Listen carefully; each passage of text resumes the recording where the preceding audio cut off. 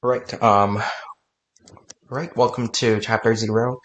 This is I'm following along the Harris Ninth Edition textbook, so let's get started. Some definitions that you need to know. Quantitative chemical analysis is the measurement of how much of a chemical substance is being present. That pretty much answers the how much is it in that sample. Qualitative chemical analysis, though, tells you what's in that measurement. And just to recap again, quantitative tells you how much is in that sample, while qualitative answers the what. Typically in a sample, right, you're either going to have two different compositions. So it could either be homogeneous or heterogeneous composition. So it could have the same composition, meaning it's a homogeneous. If it's a different composition, it's going to be heterogeneous. An example of homogeneous is going to be a hot chocolate mix that is mixed into water, and you see how even it is, right? The hot chocolate mix is evenly distributed along that water molecule. And in heterogeneous, a good example of it is going to be oil and water. You see that the oil has its own layer, while water has its own layer. So after you undergo the sample and do some sample preparation and do all that kind of stuff, you're going to then do an analysis on it. Typically an analysis part in analytical chemistry, you're going to do this, which is calibration curve. Calibration curve is a method typically it's done through a graph to determine the concentration of a known sample in a substance by comparing it with a known set of standards of known concentration. Typically in the calibration curve, it's kind of like this. It's pretty linear, but it varies depending on the experiment that you have. But in most of the calibration curves that I've done, it's usually linear. So here's some of the analytical process that you need to know. So the first step is to always formulate your question, meaning you start yourself by asking the question. Now, what's the next step? Then you're going to translate the general broad questions that you have into a question that can be done through an experiment and something that can be answered, right? Next, you're going to select analytical procedures. So how do we do that? Well, we can select analytical procedures by reading a chemical literature, meaning through a textbook, through a book, right?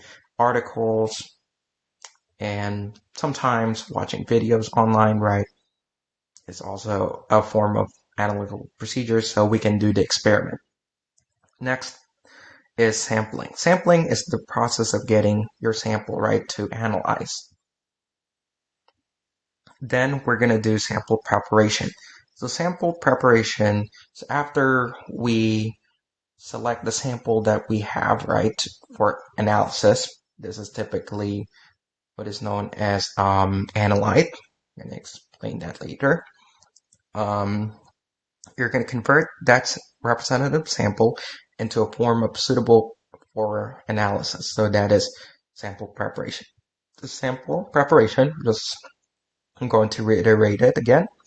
You're going to convert that sample into form that can be studied for analysis. Sometimes when you have samples with a low concentration of analyte, it may need to be concentrated before analysis, because if you have low concentration of it, typically it's not going to be detected, and that's not good for analysis later. Sometimes you need to remove or mask a species. So mask means you need to transform it into that interfering species into a form that is not detected. A good example of that is right there. And then interference is basically a species other than the analyte, meaning the thing that we're studying increases or decreases the response, right, of that analytical method to make it more clear that there is more or less analyte than it's actually present. So that's the one that is Interference is basically what's interfering the analyte or the sample that we have, right? Then you're going to do what is known as analysis.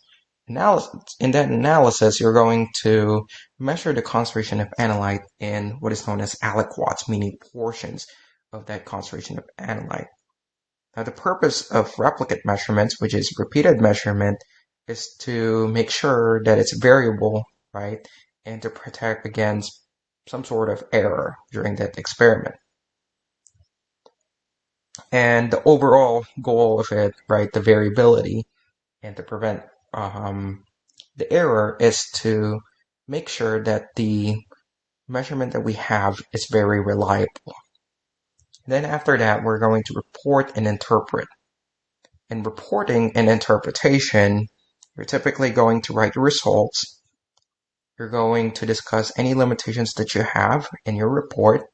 You're also going to explain what you could have done better and things that some other notes as well. That's typically how many articles are being written.